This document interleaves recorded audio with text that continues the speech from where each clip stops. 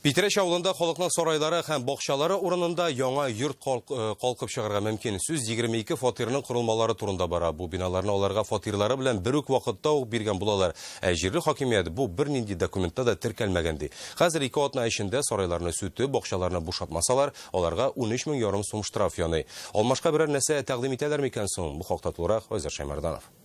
У нас лоджий нет, у нас кладовок нет, подвалов нет. Да, двухкомнатная квартира, хрущевка. Питрәч районы үзәгенең Мишанин урамында яшәүчеләр бүген хис тойгыларын тыя алмый. Алар менә шушы сарайлары, бакчалары өчен җан атып яши, айруча өлкән яшьтәгеләр. Взамен ничего нам не предлагают. А куда мы все будем девать? Сколько я уже ходила, сколько я порогов обила, только нужно знать. Бакчада инде барысы да утыртылган җиләкләр кызара, үсентеләр чәчәктә. Суган, җиләк, петрушка, укроп, чигендер, пенсионерларга, анда, конечно, кибетләрдә.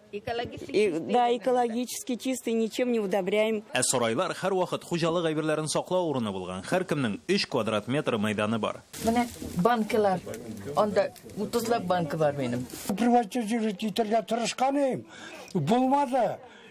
Нет, еще дейт. Эш шунда, әлеге йорт 1974 елда төзелә. Анда халык күчкәндә яндагы җирләрне һәм сарайларны алар карамагына тапшыралар. 5 зур корылма турында сүз бара. Тик ярты гасыр комачауламаган сарайлар кинәт кенә артык булып чыкты ди халык. Монда яшәүчеләр район хакимиятенә дә барып карый. Әйтте, что вот сарайларны убирать, бездәләр. Әйттеләр, без килербез сезнең янга.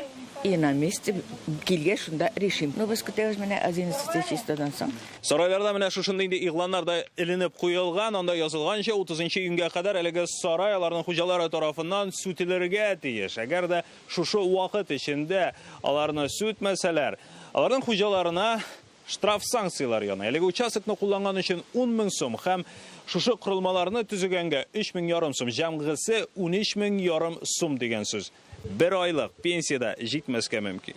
Питрәч хакимиятендә башка фикерләр яңгырады. Алар бу корылмаларны канунсыз төзелгән һәм барысы да теркәлмәгәндәй. Монда күп катлы йорт салулары да ихтимал. Алар бүген көндә аварий состояниедә, пожарлар, кеше балалар уйнап, әниләре курка, шуның өчен без аларны порядка салабыз. Сарай урынында без тырышабыз благоустройство итәргә, детский площадкалар, аларса генплан буенча рөхсәтсәләр, без анда ит төзибез.